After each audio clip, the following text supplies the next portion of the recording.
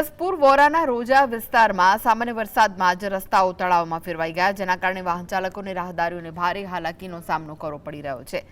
અનેક વાહનો ભરાયેલા પાણીમાંથી અત્યંત ધીમી ગતિએ પસાર થતા નજરે પડ્યા। સ્થાનિક લોકોએ તંત્રની ડ્રેનેજ વ્યવસ્થા સામે ગંભીર સવાલો ઉઠાવ્યા છે।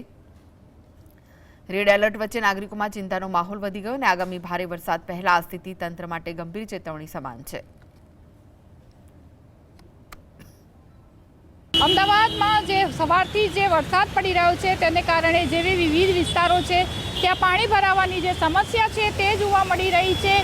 જે વોરાનો રોજાનો વિસ્તાર જે સરસપુર છે તે વોર્ડમાં આવેલો છે, ત્યાં નજીવો વરસાદ આવે ત્યારે જે પાણી છે તે ભરાઈ જતા હોય છે। ત્યારે આજે સવારે જે વરસાદ પડ્યો છે તેના કારણે આ વિસ્તારમાં ફરીથી જે પાણી ભરાવાની સમસ્યા છે તે જોવા મળી રહી છે। તંત્ર દ્વારા પ્રી મોન્સૂન એક્શન પ્લાન બનાવવામાં આવે છે, પરંતુ તે પ્લાન વરસાદના પાણીમાં ધોવાઈ જતો હોય છે। ઝલકતિયા રૂ, GSTV, અમદાવાદ।